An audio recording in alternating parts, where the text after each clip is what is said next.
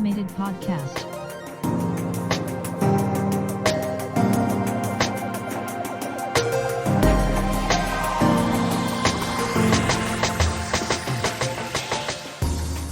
Welcome to Automated. I'm your host, Mark Verbenkov, and in this weekly podcast, we will be exploring the impact of emerging technology on jobs, society, as well as us, with business and technology leaders, researchers, and independent professionals across the world. So previously on the podcast, we have looked at industrial robots a number of times, but there is an entirely different type of robot out there, which I think doesn't get explored as much, but might even have more of an important role to play than industrial robots. So social robots will be the focus of the discussion today with Professor Oliver Korn, who is the director of the Affective and Cognitive Institute of Offenburg University in Germany. So we talk about where social robots are being used today and why they can even be a better alternative than living creatures in places like elderly care. So we also dive into one of the main issues surrounding social robots, which deals with whether programming the mimicking of emotion and mannerisms is actually ethical or not. And the conversation moves to looking at the challenges for this technology and why they are so far used in a rather limited scope. And of course, finally, the episode explores what the potential future of social robots could look like and what impact an increase in their use in our society would actually bring. So Oliver Korn is a full professor for human-computer interaction, or HCI, at the aforementioned Affective and Cognitive Institute. He is also a certified project manager, senior member of the ACM and Professional Member of the IEEE. His main areas of research are context-aware, smart systems, assistive technologies and robotics, affective computing, augmented, virtual and mixed reality, as well as gaming and gamification. In the ACI, he bundles these fields together with an interdisciplinary research team. The overall vision is to enrich environments for intuitive interfaces, intelligent systems, which can recognize and adapt to the context and ideally also the user's mental and emotional state.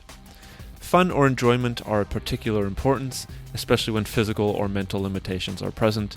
Interactive systems should be designed in an appealing way. So another important concern for him is the communication and dissemination of these research results beyond the academic world in a sense of a third mission.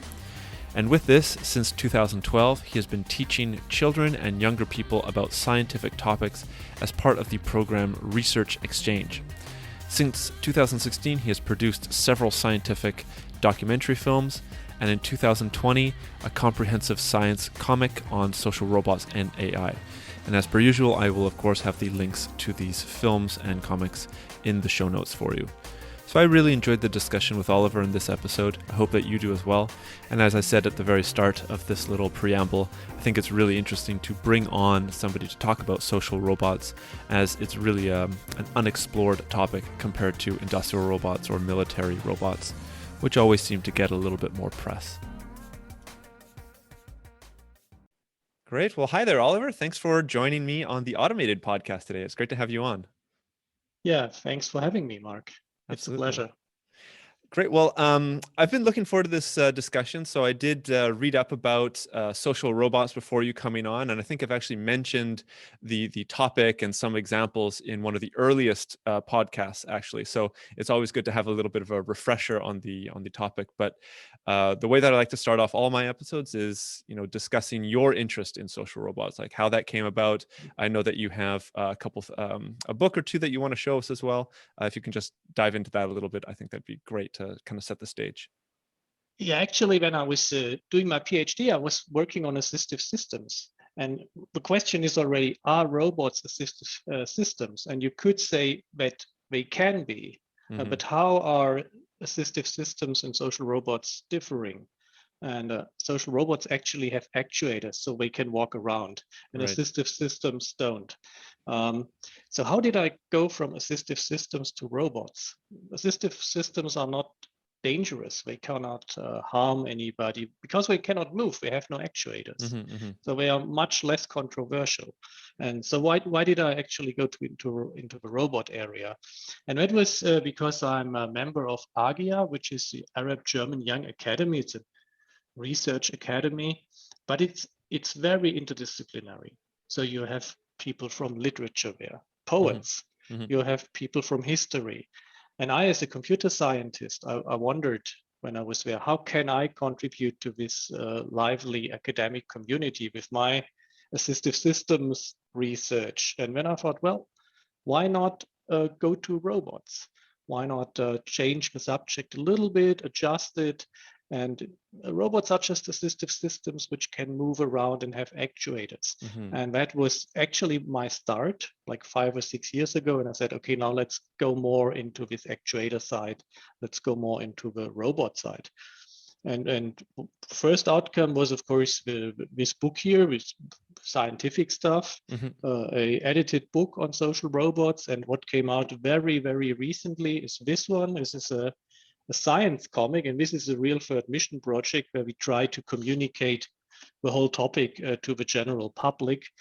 And this is sort of more what AGIA would like to see, because this is really like a community for young researchers who are just starting. And now at my end of the career at AGIA, which is always limited to 5 years, I said, well, let's make this science comic and give them something to spread over the world. Great. Yeah, I looked at it briefly, and it seems to have also gotten quite a bit of positive reception. I personally think the artwork is quite good, and I think it does a good job of kind of explaining some of the more interesting issues, which I hope to jump into the podcast today, in kind of an easy format that kind of anybody can get their hands on, or get their hands on and get their heads across. Definitely. Thanks. Yeah.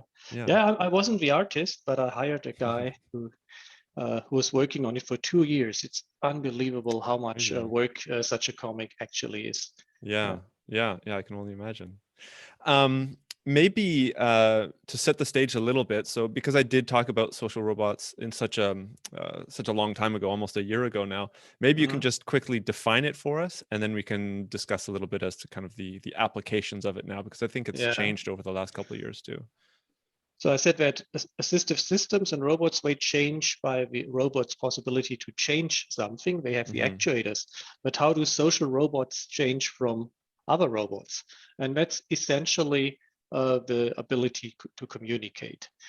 If you think of a typical industrial robot, you communicate with it via some display, and you tell it, move your arm from that to that, and then this is where you do the molding or whatever, or the screw, or put the screw in. Whereas with a social robot, you should actually be able to communicate via gestures, via mimics. It should be able to read your emotions and maybe also your voice to a certain extent. So it doesn't have to be able to speak. It doesn't have to be able to show emotions, but there should be some grade of communication. It has to be bidirectional without specific programming language. And that is, I guess, directly attributable to the application areas that social robots are being used in, right? Because they're not necessarily being used in manufacturing or construction or other things. Maybe you can touch on some of the applications, because I think it'd be interesting for some of the listeners to hear where they're actually being used. It's quite surprising, actually. The most successful social robot I think is actually Paro. It's a harp seal. So it's I guess most people who are not native speakers don't know what it is. It's kind of like a flurry little thing which lives in the sea. Very, very nice thing, and it's used in elderly care. And it looks like an animal, and it behaves like an animal and squeals. But the good thing is, if you work with elderly people, especially with Alzheimer's and Parkinson's disease, if they get real animals in that frail stage, they can easily get infections. And also, it's not very animal friendly. Because they do these repetitive movement, for example, for padding, a Parkinson or Alzheimer patient can do this for quite a long time, get in some kind of flow. That's not nice for the animal. So with the robots, you can have all this, you can have all the benefits without harming the animal or endangering the patient. So that's a good example. Or autistic children who have problems with humans. Staring at them.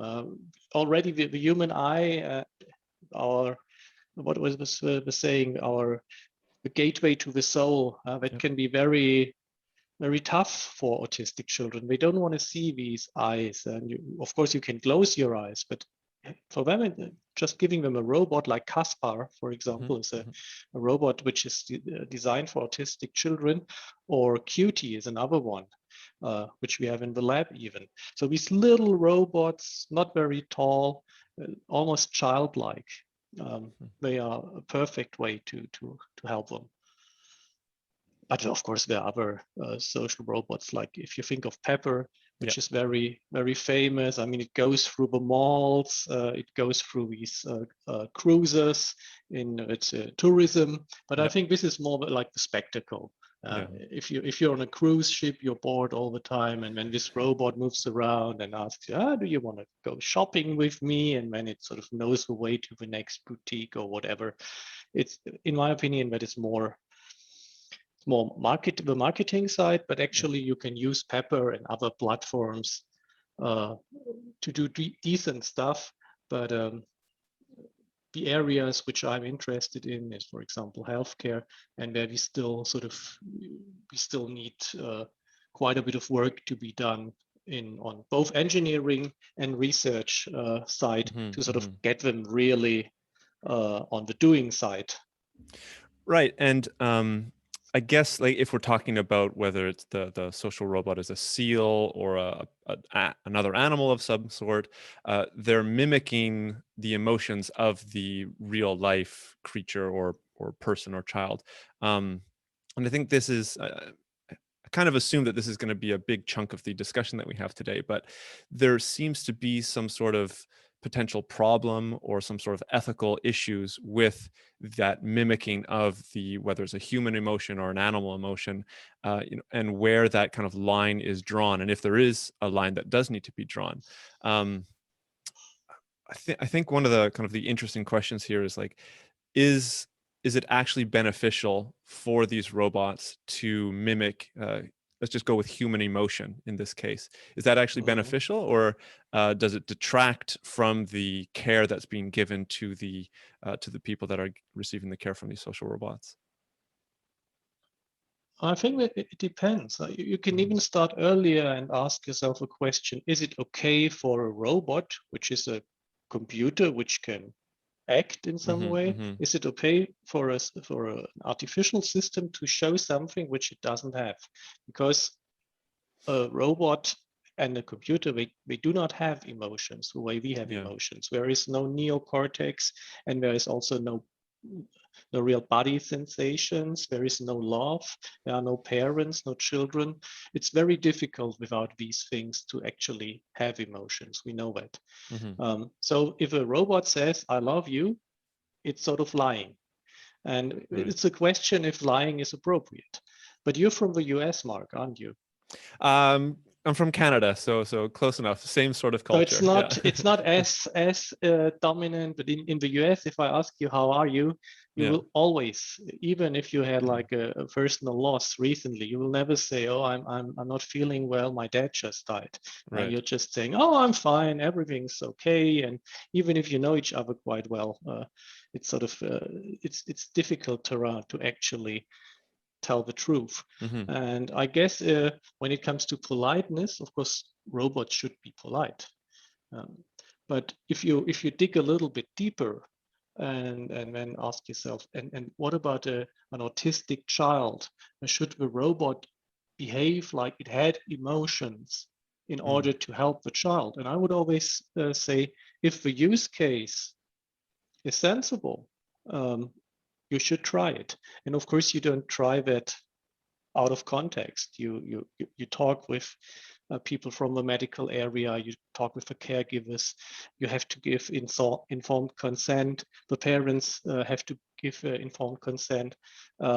Maybe there is even an ethical board which will approve the whole thing. So this doesn't happen out of the blue. It's not there's the robot and now let's see how it interacts with the child. But things like this do not happen. So I think if the use case justifies it, it is okay for a robot to simulate emotions.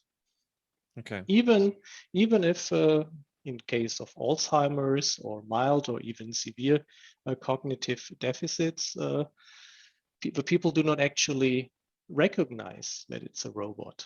That's a sort of deception because nobody gives this Paro robot to an old lady with Alzheimer's and tells her, and by the way, this is not a real animal, this is just a machine, because this would take away the whole therapeutic aim. It's like if I give you, as if I'm a doctor, and I give you a placebo, I don't say, and by the way, these are not real pills. I think you're just crazy, and I give them to you because you need something. This doesn't work that way, and so you have to keep up this illusion. And I think it's okay if a doctor says this person will have a benefit from using this tool, then it's okay. Maybe we could actually touch on those benefits a little bit, because the very first time that I came across social robots, it was also in the healthcare industry. So I remember reading a report from the Netherlands where they were using, I believe it was I can't remember the name, but I believe it was a robot dog with the elderly, and these elderly patients unfortunately didn't have any other family members, so it was just them, and I think they were suffering from depression sparked on by great degrees of loneliness. But these social robot dogs were able to form some sort of companion, or act as a form of companion for these elderly people. Could you touch on maybe a couple more other, because I think it's quite interesting, the actual benefits or some success cases of using social robots in the kind of various applications that you've been touching on? Yeah.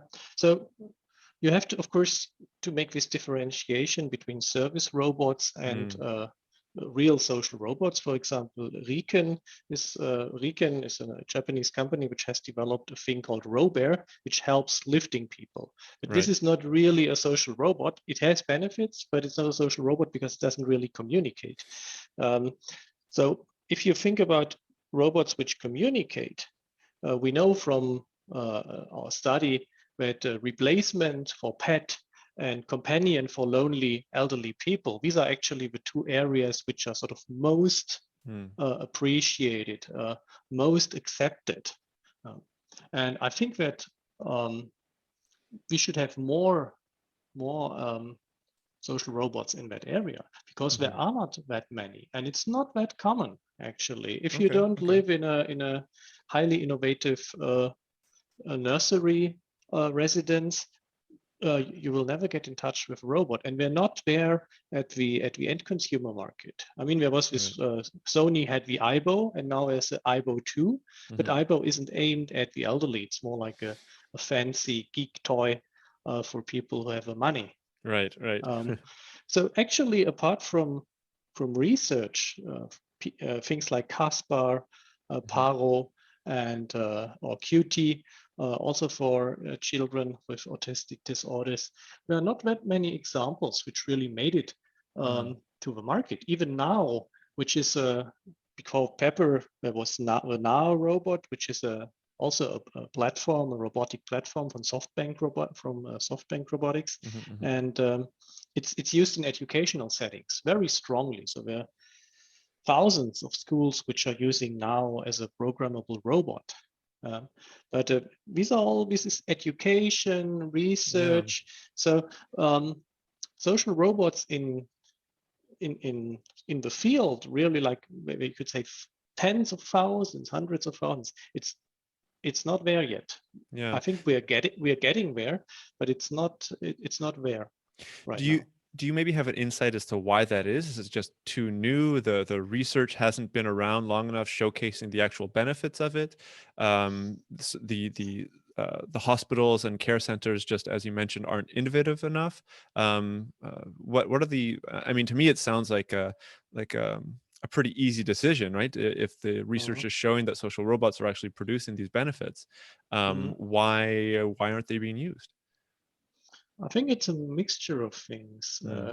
Actually, even the Paro robot costs like almost 10,000 euros, as far as I know. So that's sort of a lot of money.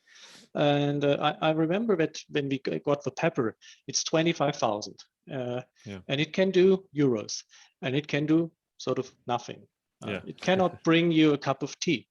It can bring you some medicine, but it has to be programmed to do that. To really get it, if you imagine you would be a nursing institution, you had 10 Pepper robots. To have them all up and running, I think you would need at least 2 engineers. So you would have $250,000 plus 2 engineers, 100K per engineer per year. And so every manager would say, sorry, we rather hire 5 additional nurses, and that's the thing. So they're too expensive and they cannot do enough. That's the problem right now. The good social robots are very specialized. Paro can only do this thing, the padding and the squealing and the movements, and it's been proven to be effective. And I think it's a good example of a robot which actually works. But even here, you have to disinfect it. It has fur. So the bacteria go from one patient to the next one. So you can give it to the grandma for 2 hours, and then some nurse has to disinfect the whole animal before it gets to the next patient. There's still a lot of work around the robot. You cannot tell Pavo, and now you go into this chamber and disinfect yourself, and then you move to the next patient. If you could do that, then it would be really cool. And I think we are not at that point. Also with a Pepper, if we had a Pepper, which could actually sort of, you could say, come on, Pepper, here you have the medicine for Miss Mayer, and you enter her room, and then you give her medicine, and you check that she really takes her medicine, and then you come back, and then you take the medicine for Mr. Brown in the next room, and so on. Then we would be cool. I think this is the next step, and it will happen. But I'm not sure, even as an expert, if it takes us 10 years or 5 years. I recently had a talk with a guy about the same topic, and if I had 5 minutes with Elon Musk or some other sort of influential tech guy, I would say, come on, Elon. That's something where you can put $1 billion in, because when we are there, we maybe because SoftBank Robotics is really trying hard, but if you innovate out of the money which comes in from things like Pepper, and now it just takes a while. But I strongly believe that social robots are sort of the next big thing coming.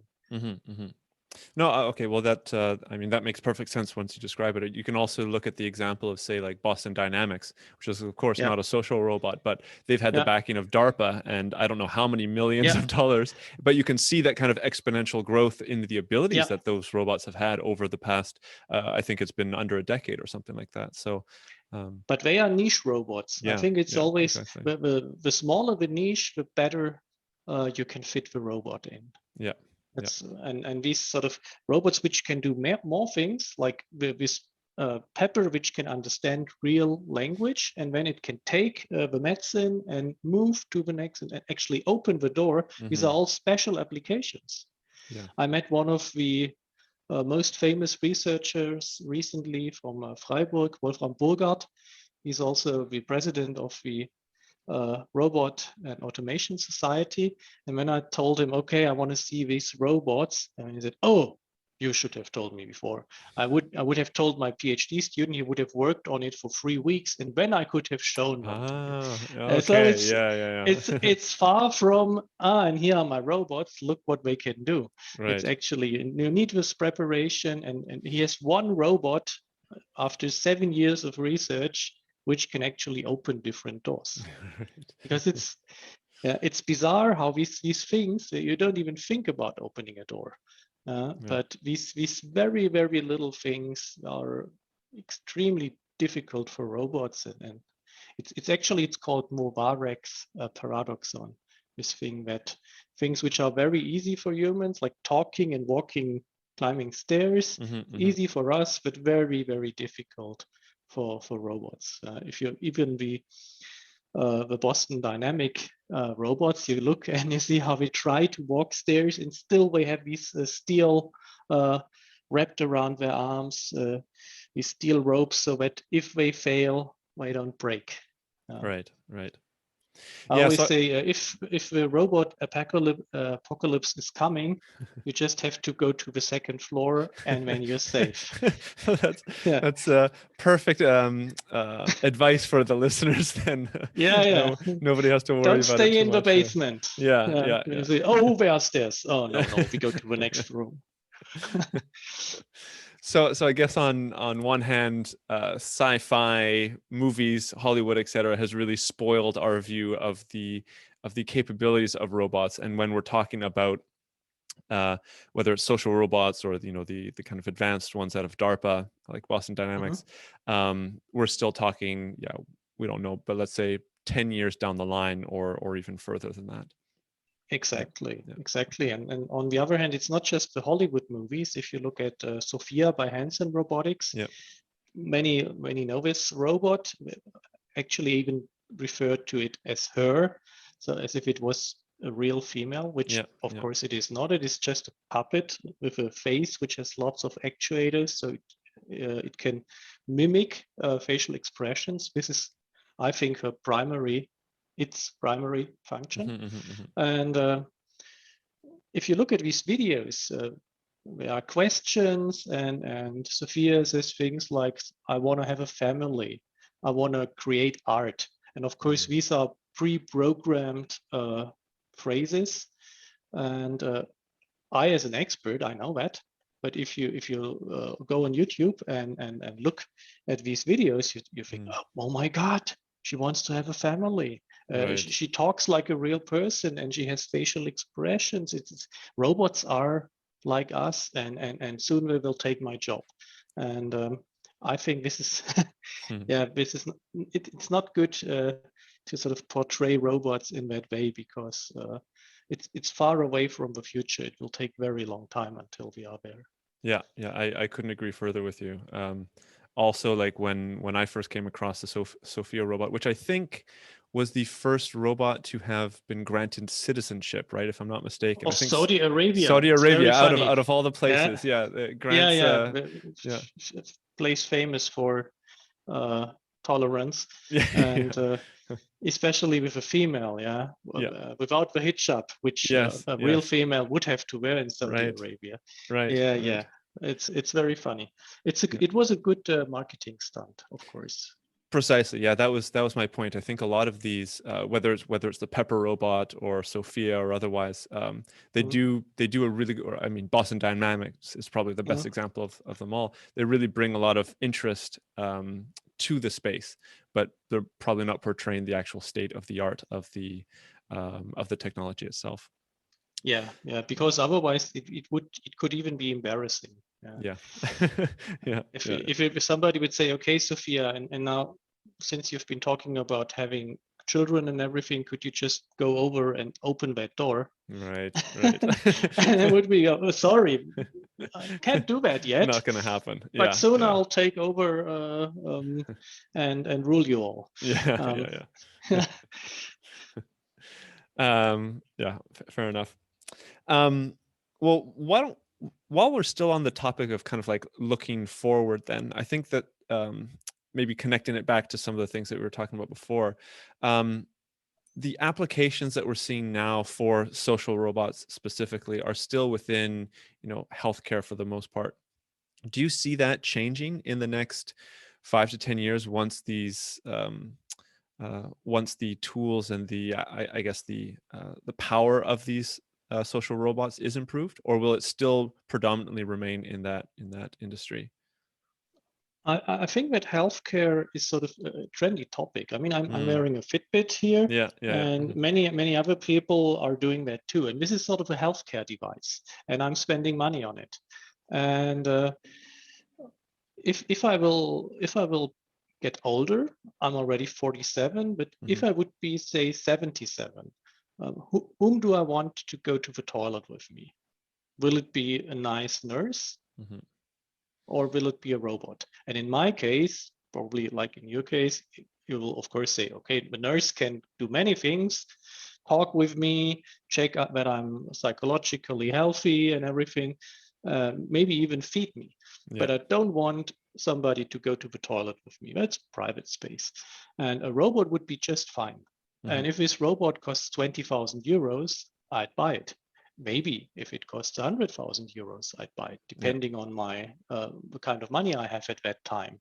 But I would definitely be willing to spend on it more than I would like to spend on a car. Because Right. if it could do more things than just helping me to go to the toilet, maybe keeping things tidy a little bit, um, Mm-hmm. help me with other stuff, check on my vitals. If I'm lying on the floor, and the robot would immediately call the right person, and even maybe it would even have a defibrillator and get Right. me Right. back on track. So I think if we have this kind of robot which can do these things, um, there is big money in it. Mm-hmm. And this is what I would tell to Elon Musk or somebody else. Where it's not a million, it's $1 billion industry. Right.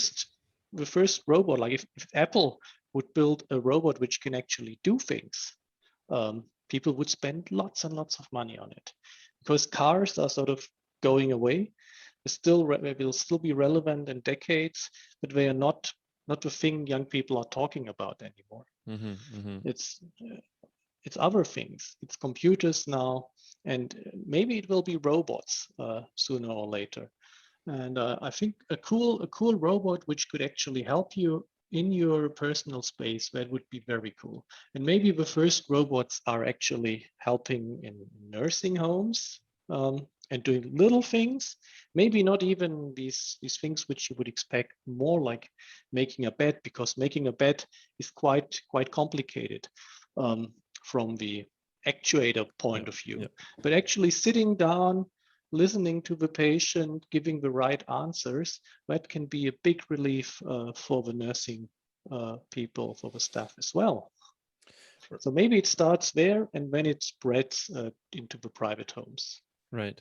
Well, yeah, that was going to be my follow-up question. So the kind of dominant theme of the podcast is how these kinds of emerging technologies, all of the Yeah. ones that are talked on the podcast, how they impact jobs. If I kind of extrapolate what you're saying, it's not that these social robots in, let's pick a number, just 10 years time, once they're a little bit more powerful, they're more capable, they're not going to be replacing say nurses' jobs. They're not going to be replacing people that work in healthcare, but they will be potentially taking up certain tasks, or modifying the jobs to enable the actual human worker to do something that's maybe a little bit more human, that the robot itself can't necessarily do. Definitely, Yeah. definitely. And it's funny that you should think that sort of listening to people would actually be something that nursing staff should do. But if a person with Alzheimer, my grandma had Alzheimer's, and I was talking with her, she was always repeating the same stuff. And just imagine you work there, and okay, this story, I heard it 200 times. Right. And you start to become unfriendly, because you say, sorry, I really have to go to the next patient now. I can't hear this story again about your daughter dying, or these are important elements in the life of it. It's not very nice to say something like that. But if you had this robot, even if she would tell this story 1,000 times, the robot would still say, okay, your daughter, and how did she die? And yeah, of course it wouldn't be a human conversation. It would just be a simulation of it, but it would still probably help the patient to feel good, and the robot would not get bored or anything, would not lose its temper. So these are, in my opinion, these are beneficial ways. And of course, on the other side of the scale, there is, we always call it the ass wiping robot, which would sort of do the things which also humans wouldn't like to do very much, but that's more on the service side. The ass wiping robot doesn't have to be able to talk. It just moves into the room, sees, okay, lying on the bed, okay, I'll do my thing, and I'll go to the next patient. and disinfect myself and go to the next patient. Mm-hmm. That would also be a good thing. And both of these robots are, again, niche robots. Yeah? You would Right. still have the talk with the people who appreciate the talk, and you can you can have a discussion, and you would still do lots of medical stuff with the people, but you would sort of give the less good stuff to the robots. Yeah, because Sure, they sure. don't have feelings. They don't care. Yeah. So it would be good for everybody, because nobody uh, likes listening to the same repetitive talk all the time, and nobody likes to do this ass wiping stuff all the time. It's part of a job, but nobody would say, "Oh, I'm really missing the times where I could do that myself." Yeah. No, I think you paint a really interesting kind of future vision of how these robots are going to be, I guess, working in this specific application or in this specific industry. I'd also be curious to see in, let's say 10, 15 years, a report coming out that actually, has a contrasting point of view or looks at how the quality of life was today versus the quality of life in 10 to 15 years time. Like how much better we age, right? Or how much happier we age if we're in these nursing homes or even in our own private homes. I think that'll be something quite interesting to see. And I actually hope to read a report like that in some point in the future. It's difficult, even with the article you referred to, the perspective on social robots, which is one of my most read scientific articles. And we start with a background, with the past, and we can say a lot of things about the past. We can say a lot about the present, but if we look into the future, because it's called perspectives, it's difficult because even the experts don't agree. We say in 10 to 15 years time, maybe the vision I just painted will be 25 years from now. Yeah. It depends on the price also, especially in healthcare. I think in the private sector, there are people who invest €1 million in a car, and they would also invest €1 million in a robot just to have it and show off with their friends and say, look, this is my robot, and this is my new Porsche. And so it would just be another luxury thing, but it would still be good if we would have it, and it would slowly go back or go to the normal people, to the normal incomes. So it would still be beneficial, in my opinion. But I couldn't tell you if it's 10 years from now or 20, because it really depends on disruptive inventions. If there's one cool invention which suddenly makes it possible to have a robot, to have all robots being able to open the doors with a specific hand-like thing. Of course, I think the human hand is fascinating, and it will probably take 100 years until we can build machines which can do the same thing as a human hand can do. But maybe like a simple human hand without all the sensitivity and everything, but still be able to open every door.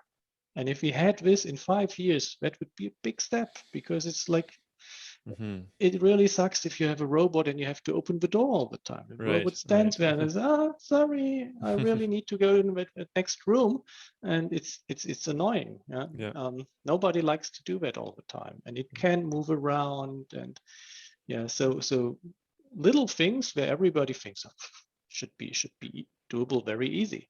But I just recently talked to a guy from Festo, which is a big company in Germany doing hydraulic stuff, which you probably know because it's on automation also, and with the head of research there, and they are working on this special hydraulic hand and arm. And the good thing is that because it's hydraulic, it also cannot have this enormous power. So it couldn't sort of break your hand or hurt you.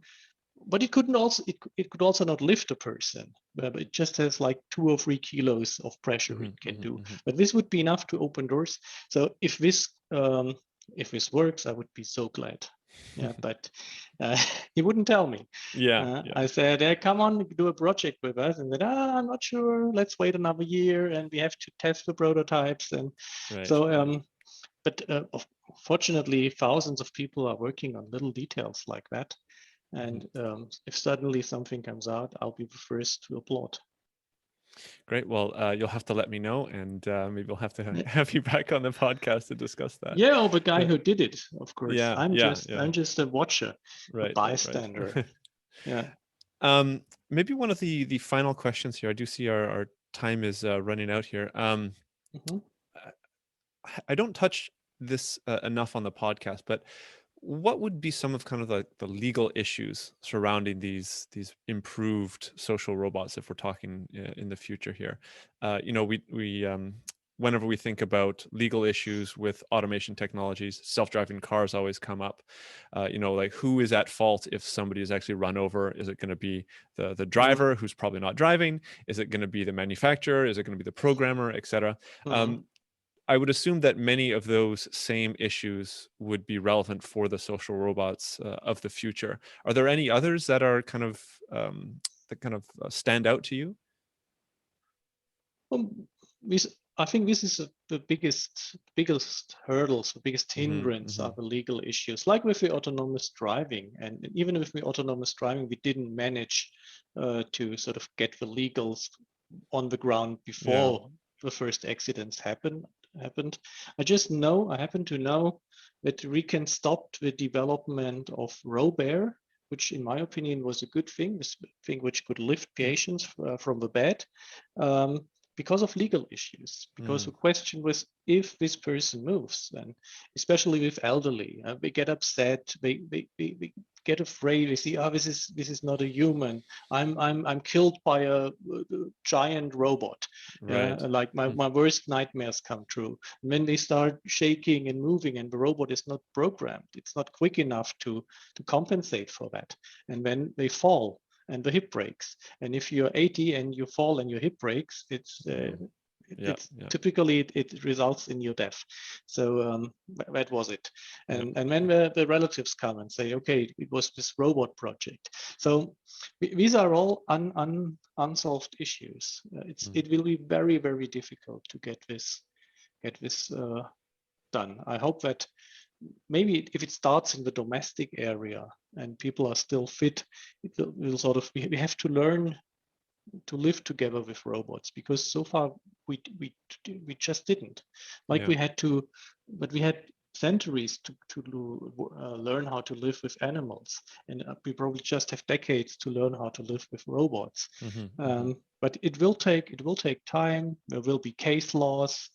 Um, there will be penalties. The whole, I think, um, the whole range will occur, and Yeah, that's really interesting. yeah. I guess, yeah, you perfectly said it. As culture evolved to live with Mhm. animals, I guess our culture and our legal system and other kinds of institutional systems will have Yeah. to evolve to accept and live with these type of autonomous agents, social robots, autonomous vehicles, etc. As time goes on. Yeah, that's really And interesting. it becomes even more difficult if we're really talking about autonomous things. Like my article, I had a friend, Gerald, who asked questions like, what happens if Sophia, if it actually could do things, starts a Mm, business and mm, earns mm. money, and then becomes the boss of you and me. Yeah, And when we suddenly, do we accept orders from machines? Well, if they pay us, we yeah, sort of should do. But do we allow them beforehand to become that autonomous? yeah. Uh, what is the legal status, and so on? And what if somebody falls in love with her social robot? Is it? I mean, um, It's can the tricky. robot inherit something? I mean, a Yeah, dog can inherit something. Lagerfeld's cat is one of the richest right. entities on this planet, Right. compared with lots of others. So should we, and that's also in the science comic, with all these ethical debates are sort of touched, and I'm a character in the science comic, and I don't have final answers. Hmm. They're good questions which nobody can answer right now. Yep. Should social robots be given a legal status? Should they be like children? Should they be like animals? What happens if the intelligence reaches human level or childlike level? Should they then receive another status? Are they just a machine? are we entitled to erase them if they show behavior patterns we don't like? Well, this is right now it's still science fiction, but as social robots evolve, this will, like many science fiction things, this will become reality, and we have to find legal ways to solve it. Yeah. Fascinating, and this will at least start in our lifetimes. Yes, I couldn't agree further with you. Yeah, that's actually one of the, it's another trend that keeps coming up on the podcast. It's, how science fiction is really turning into reality faster and faster as we, as the exponential growth of technology comes on. In some areas, at least. Just imagine we're still not on Mars. Yeah, there's some things which we sort of we don't achieve in space, for example, very slowly. And even if we have the people there, like Elon Musk supporting it, or Peter Thiel, and we're giving billions, and still we don't get it. Yep. And I think that actually here on Earth, we can do lots of things. We could build robots which clean the oceans.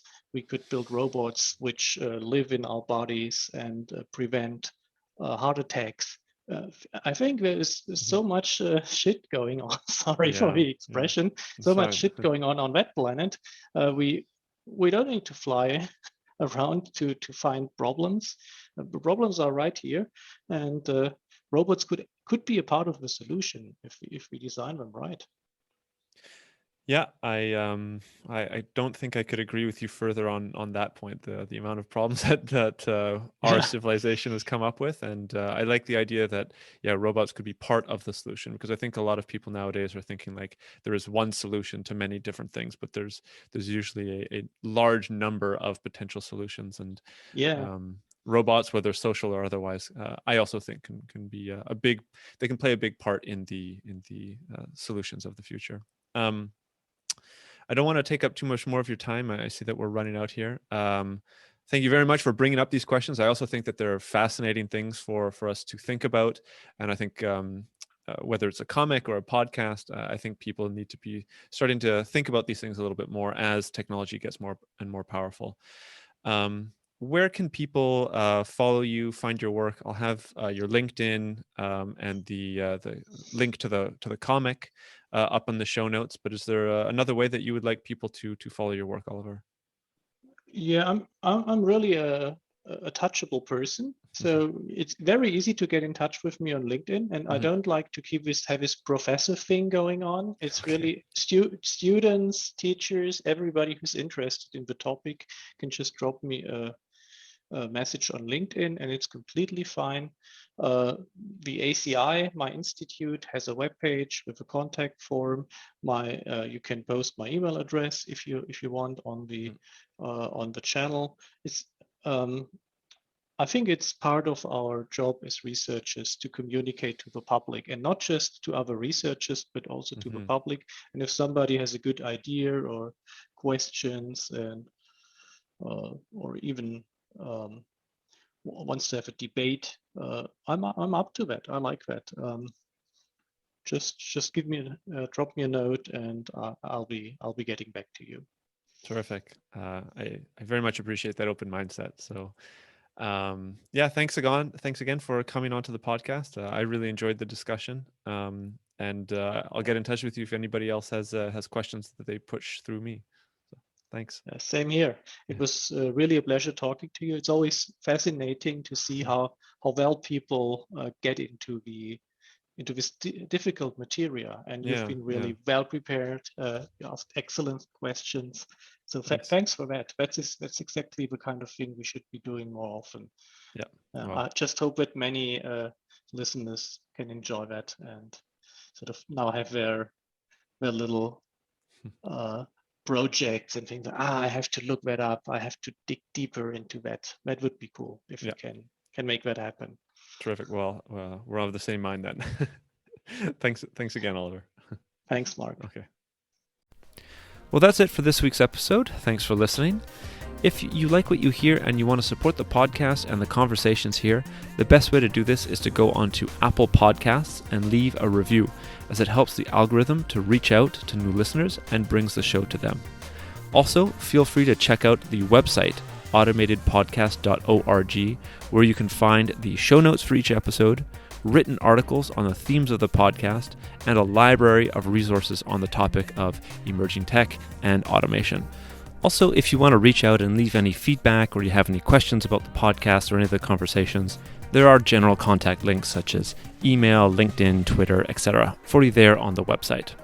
And finally, for those of you that want more than just an audio conversation, the video recordings are now going to be up on YouTube for the newer conversations, so feel free to check out the videos by searching for Automated Podcast on YouTube, where of course you can like and subscribe if you prefer to support the podcast that way.